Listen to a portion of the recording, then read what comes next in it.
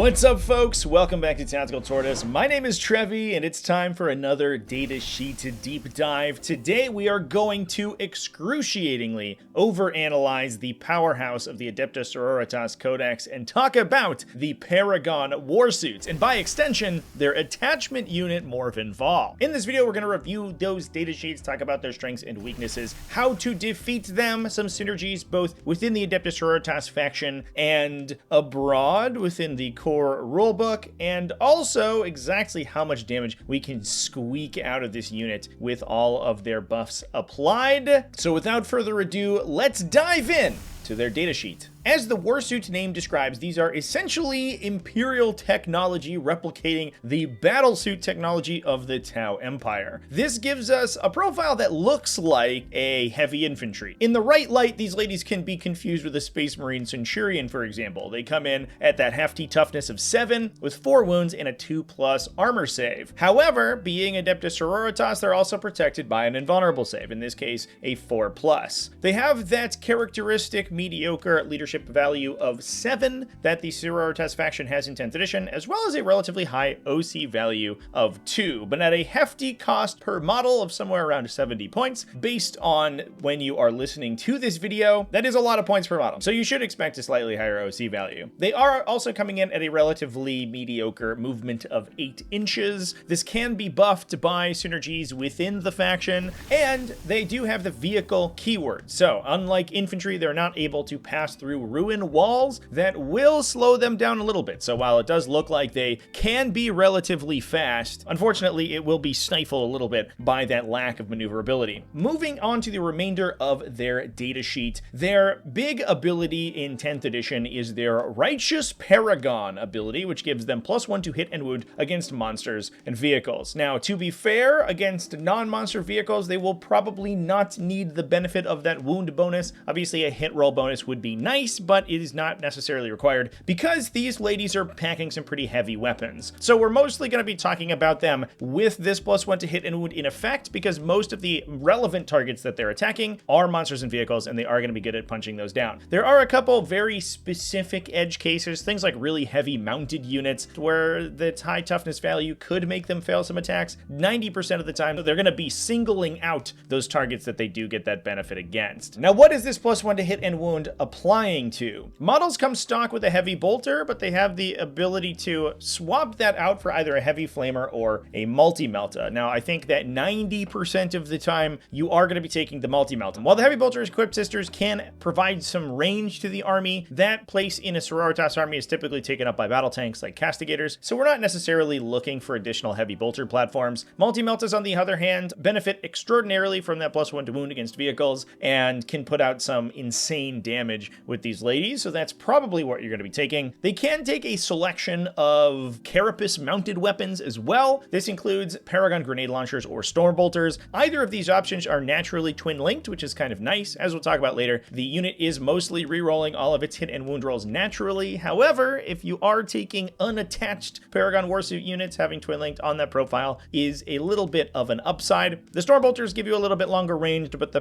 grenade launchers apply additional damage to heavier targets, which is oftentimes what you're going to be taking. Although if you are worried about clearing light infantry, getting 4 shots out of the storm bolters is pretty nice, especially once you're buffing them up with some of the effects that we'll talk about later. Now, on top of that, they also have some pretty hefty melee attacks. They can either take a Paragon War Blade, a 4 attack strength 8 AP2 2 damage swing, or a War Mace, which comes in at only 3 attacks but at a higher strength of 12, a higher damage of 3, but trades off a point AP. I think most of the time, because you are going to be benefiting from that +1 to wound against heavy targets with a high toughness value, where you're most likely going to be taking the War Blades, especially because nowadays Tank Shock only checks for the toughness characteristic of the vehicle unit, not the strength of its weapons. Previously, you would take a single War Mace in a Paragon Warsuit unit to Tank Shock with the Mace. That's no longer required, so most Paragon Warsuit loadouts will be taking those blades. Unfortunately, the low AP on the Mace and the low attack volume does make it a little awkward against stuff with strong armor saves, and especially especially acts of things like Armor of Contempt, which is a weakness that the swords don't necessarily have. Now, one idiosyncrasy of the unit is that they are equipped with bolt pistols as well. Given the fact that they are vehicles, that makes them one of the few units in the game that can fire their pistols as well as the remainder of their weapons. The downside of the pistol keyword is that you cannot fire it in addition to other weapons if you are not a vehicle. A vehicle is able to fire their pistols with their other stuff, so the unit actually generates an additional 4 strength 4 shots every turn as long as you're within 12 inches of a target, which is cute. It's not going to stack a ton of damage, but especially if you're firing at light infantry or something, that does add a little bit of additional consistency. Paragon Warsuits come in units of 3. They can't be expanded at all,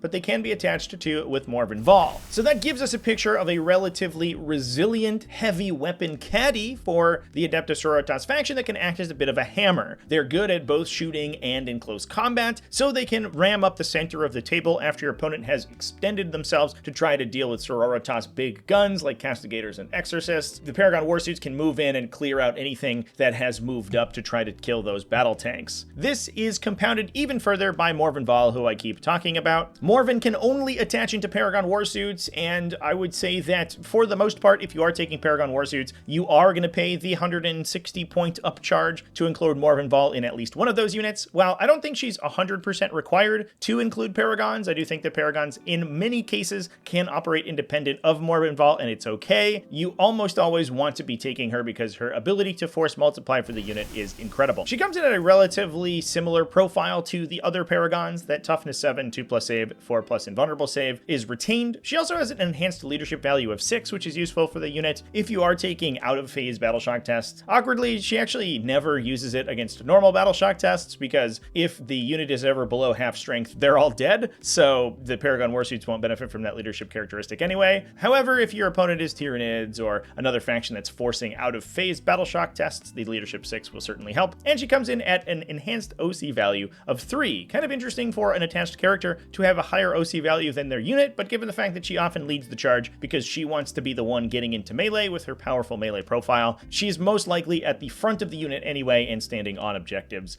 when relevant. Morvenn Vahl comes in with a pretty impressive stack of attacks, including Fidelis, her relic heavy bolter, which is an enhanced profile over a standard heavy bolter, firing at strength 6 instead of strength 5, and her Paragon missile launcher, either firing a crack missile profile at strength 9 AP2 for D6 damage or a blast profile for 2d6 strength 4 AP1 shots. Important to keep in mind for those blast weapons that is a single blast attack. While it might seem like it's 2d6 missile shots, you do not compound the blast profile. So for example, if you shoot at a unit of 10 models, you are only getting +2 to that roll, not +4. I have seen some players make that mistake. It is not 2d6 shot weapons, it is a single 2d6 shot weapon, so they add all of their shots together when attacking. She also has a pretty impressive melee profile on top of that. Her Lance of Illumination has devastating wounds and can choose 2 attack profiles, either a 5 attack strike profile at strength 8 AP2 for 3 damage, or a sweep attack at strength 5 AP1 for 1 damage. It retains devastating wounds, but only at strength 5. Now those weapons in and of themselves seem pretty good, if not spectacular. However, the reason that Morvenn Vahl is such a huge inclusion for the Paragon Warsuit unit is her abilities. This includes her leadership ability, Abyss Sanctorum, which gives her unit full hit and wound rerolls while she's attached. Full stop.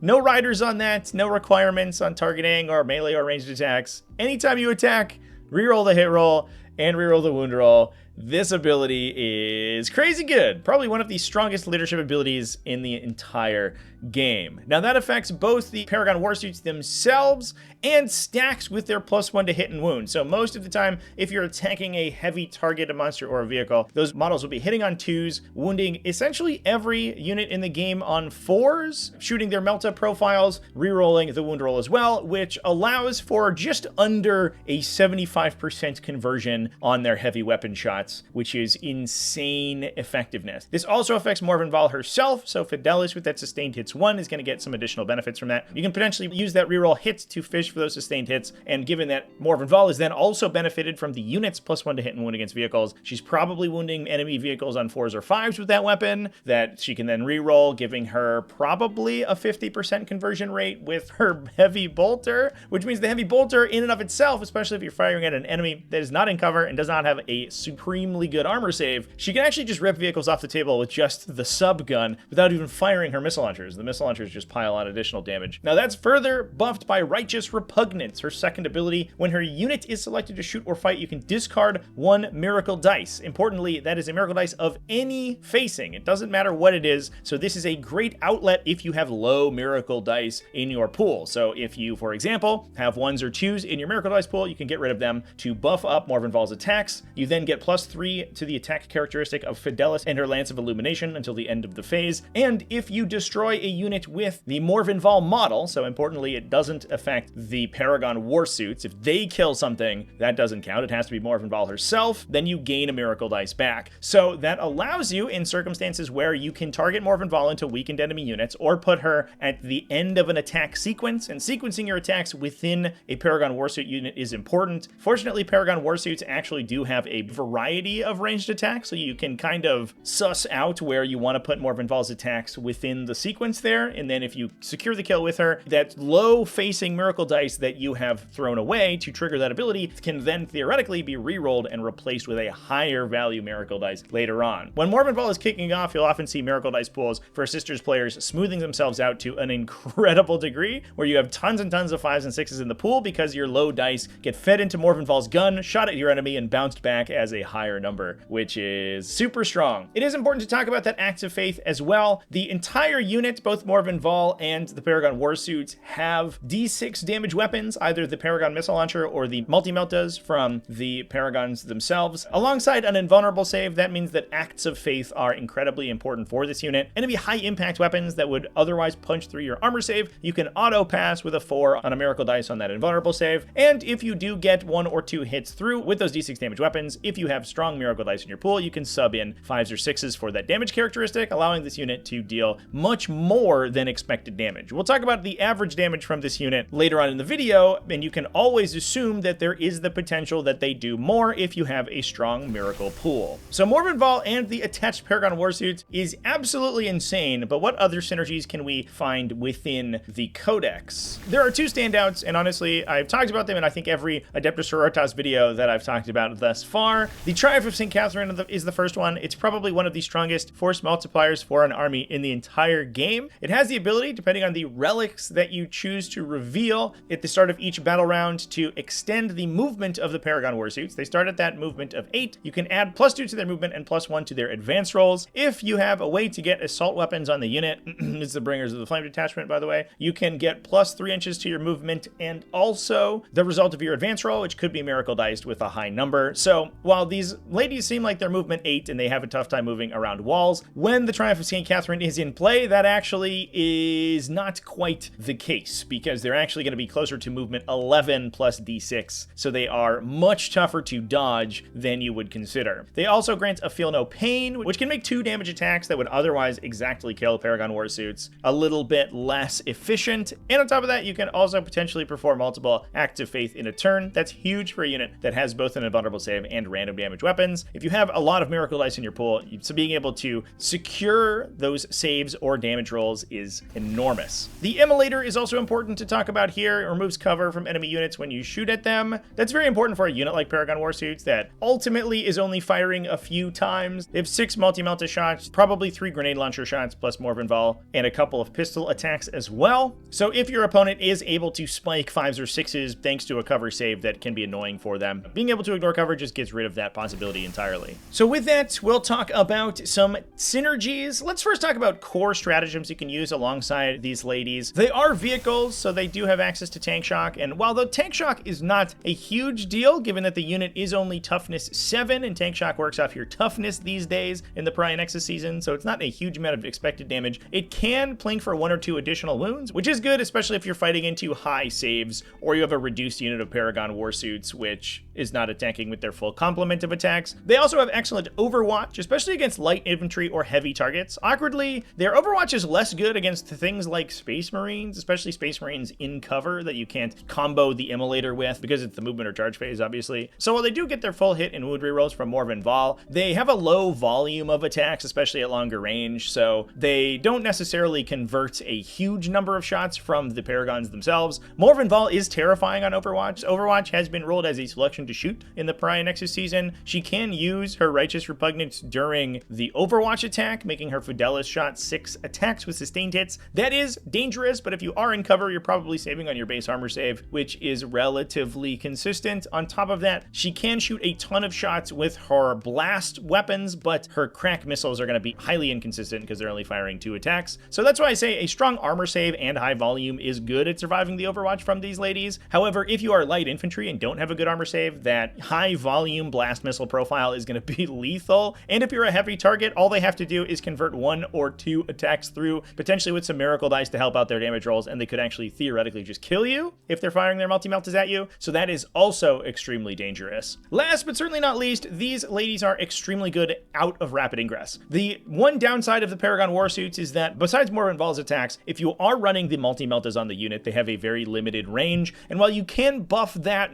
threat range with the Triumph of St. Catherine, they still will have a tough time getting line of sight if their target is hiding. This means that if they are on the table, they are good at counter-attacking enemies that move up aggressively to them, but that's not always going to be the case, and your opponent can obviously play around that circumstance. If they know that the Paragon Warsuits are a danger, they will simply not engage into them. And while that does give the Sisters player a lot of board control, it means that they are sinking a bunch of points into a huge brick of models that's not really getting them any value. However, being able to strategic reserve them and rapid ingress in is a big deal, and that makes dealing with Paragon Warsuits much tougher because they can be used as a more aggressive piece. Also, being able to rapid ingress them or place them in a position where they can counterattack, especially with, for example, a heroic intervention. The unit is tough enough to kill that if your opponent isn't dedicating a lot of attacks to them, they're probably not going to do enough damage to stop them. And Paragons plus Morvenn Vahl is absolutely horrifying in the fight phase, especially against sort of medium targets. So if you were able to dodge the Overwatch but weren't able to dodge the heroic intervention, they might still kill you on the Sororitas player's turn as well. You basically just have to respect these ladies quite a bit when you're playing against Sisters that have them and they are standing on the table, because their ability to protect or counterattack units that attack into the core of the Sisters army is enormous. Now, once you are using them in that aggressive posture, what detachments can you expect the best use from? Penitent Host allows them to fall back and shoot or fall back and charge, which is nice but fairly niche. Oftentimes, Paragon Warsuits will just kill whatever they're fighting in combat unless it is extremely tanky, so it's not super likely you're able to engage them and survive. Army of Faith can also protect them with a couple of stratagems and allows extra acts of faith, which is good both offensively and defensively. In Hallowed Martyrs, you can fight on death either with Praise the Fallen or Spirit of the Martyr. The Praise the Fallen allows you to return fire if one of your Paragon Warsuits was killed. They're a terrifying unit to attack into and not kill, so in a Hallowed Martyrs detachment, you basically have to be engaging them at range in a position where their multi-meltas aren't able to counterpunch you, since oftentimes they're tanky enough that you won't lose more than 1 Paragon Warsuit to a single attacking activation, and then allowing 2 Paragon Warsuits and Morvenn Vahl to shoot back at you if they are at full effectiveness is disastrous and could absolutely end the game if they're able to pick up whatever targeted them. On top of that, you can also resurrect Morvenn Vahl with Divine Intervention. That would be good, but she actually kind of sucks without her attached unit. Essentially all of her biggest buffs, including the +1 to hit and wound from Righteous Paragons and the rerolls from Abbess Sanctorum, require that she's attached to a unit, so her damage output plummets precipitously if her Paragons are destroyed. So resurrecting her is actually not the biggest deal in the world, although in some occasions it is pretty nice. She herself can still use Righteous Repugnance and punch into lower toughness stuff just fine. Awkwardly, that's the only instance in which you would actually benefit from the detachment ability as well. Unless your opponent is stacking multiple -1 to hit or -1 to wound effects, the unit is likely already getting +1 to hit and wound, so being below starting strength and getting the abilities of the Hallowed Martyrs detachment actually doesn't do anything until Morvenn Vahl is by herself. Now that moves us on to the big one. Bringers of the Flame is obviously the most synergistic detachment in Adeptus Sororitas. I feel like we talk about it every time we talk about Sisters of Battle. It grants you insane threat range with the Assault ability on all of your ranged weapons that allows you to advance and shoot, and benefit from the additional +1 movement from the Triumph of St. Catherine. That also gives you +1 strength at close range, which for a unit that is likely packing multi-meltas is enormous, especially against T9 or T10 enemies that pushes the expected damage of the unit through the roof, since you're essentially compounding that +1 with the +1 to wound you're already getting, targeting high toughness enemies, and you're wounding most enemies on 2s or 3s 3s with full rerolls from Morvenn Vahl, which goes absolutely insane. You also get an Armor of Contempt effect, extremely strong on a 2+ save unit. If you are benefiting from cover, that essentially puts them to a 0+ save and requires that your opponent has AP 4 or AP 3 ignore cover in order to actually punch through onto your invuln save, which makes them ludicrously difficult to kill. Although obviously is a big investment because you probably have to be holding that up for the unit for the entirety of the game. Now, with all of these buffs in mind, let's talk about our expected damage from the Paragon Warsuits. If we're attacking a toughness 12 enemy with a 2+ save, so let's talk about, for example, a Land Raider, and we'll assume that it isn't benefiting from cover. We have an Immolator around to shoot it to strip cover off, or it's just pushed up into the center of the table, so we don't necessarily get cover. And we are in optimal range, so that means within 9 inches for the multi-meltas and getting that +1 strength from the Bringers of the Flame detachment. Not too difficult to get to if the opponent is playing aggressively and you are able to advance up into a position. Morvenn Vahl herself is good for somewhere around 5.5 damage. She gets 2.55 expected damage from her missile launcher. That's wounding on 4s with rerolls, and unfortunately the relatively low AP of the missile launcher does come into play there. The opponent is saving on 4s, which is blanking about half of the expected incoming damage. Fidelis has actually higher expected damage against these higher toughness enemies than the missile launcher does. If they are saving on 3s and she is re-rolling all of her hit rolls to attempt to fish for crits, she is expecting to do about 2.6 damage on average with that weapon. That is using Righteous Repugnance to get +3 attacks as well, and then sustaining those attacks with the rerolls. The grenades from the Paragons themselves are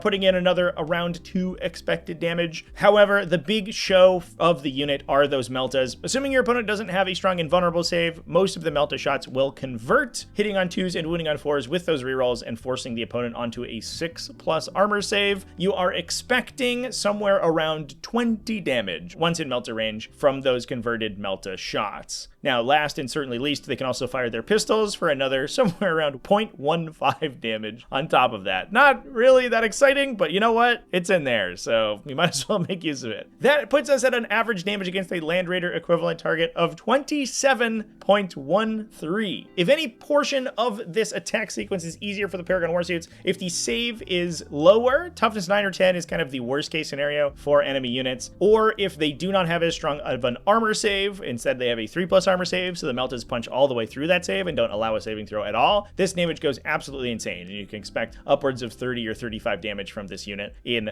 optimal conditions. On top of that, you can also use Miracle Dice to smooth this over as well. You can probably net another 3 or 4 damage on average if you are subbing out one of your damage rolls for a Miracle Dice. You can even roll a 1 on your damage, and then if you have command points to spend, CP reroll it and sub in a higher number on the Miracle Dice on the reroll to net just bonus damage on top of that, although that does require additional command point expenditure. The damage roll is the one part of the sequence that the Paragons do not re-roll, so that is the one place where things can get a little bit low for them, although obviously with the base expected damage from the melta shots, that does give you a little bit of a buffer zone where you can reasonably kill most targets. So that is insane damage. How can we defeat this unit? The first one is using hefty screening, and this is something that you're going to have to do against Adeptus Sororitas most of the time. They have lots of scouting units, and they have lots of ability to come out of reserve, so screening is incredibly important against this army. Preventing shots on your hard targets early, either by moving models physically in front of the Paragon Warsuits to prevent them from getting lines of sight that you don't want onto your important targets, or screening them in positions where they cannot rapid ingress and then move into a position where they can then see your important targets, is absolutely necessary. And while it is a little bit tough because that does allow sisters to clear out your lighter utility units basically for free, it does mean that you get to extend the game longer, and that's something that sisters don't necessarily want to do. If you can generate additional value out of those units as well, like scoring secondary objectives or killing other light sisters units like Arcoflagellants or the Dominion combat squads, you can double dip on that value. Once they are on the table, however, killing them is super tough. As I mentioned before, depending on cover and Armor of Contempt, AP 2 or 3 is required at a baseline. If they are in that Bringers of the Flame, you may need AP 4 or AP 3 ignore cover to actually punch them through through on their invuln save. If they are on their armor save, or if the Sisters player has a good brick of miracle dice, using low volume weapons will just get you miracle diced out, so you probably aren't going to get most of your converted shots through. So the best profile to deal with them is somewhere at AP 3 or AP 4 and 3 damage. 2 damage is also good, but it has the possibility of jumping into a Feel No Pain if the Triumph of St. Catherine is active, and that could potentially allow Paragons to survive and force you to convert another attack into them. 3 damage gets around that entirely, so essentially standard anti-heavy infantry attack profiles are the best bet against these ladies. We see a lot of D6 plus 3 shot, strength 8 to 10, 3 damage attacks, and as long as you can source a high enough AP from that style of profile, that's going to be very good against the Paragon Warsuits. Now, obviously, getting the shot on them before they're able to hit you is going to be one of the tough parts, and if you can force out a situation where you can trade a less valuable unit for those Paragon Warsuits and then counterpunch and kill them, that would be nice, but you do have to keep in mind that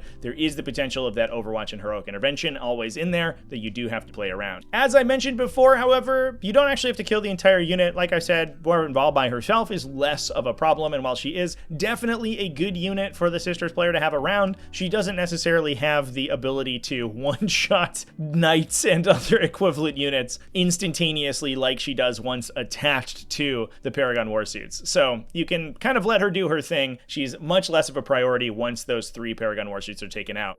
And with that, that's all I have to say about Paragon Warsuits and their attachment Morvenn Vahl. Let me know down in the comment section what you think about these units and if you have any particular strategies for dealing with them. Thanks for watching all the way to the end of the video. Thanks as well to everybody who supports the channel, either over on Patreon at patreon.com/TacticalTortoise, YouTube channel members and Twitch subscribers. All you people are amazing. I absolutely love you. Remember to keep it classy, folks, and have happy wargaming.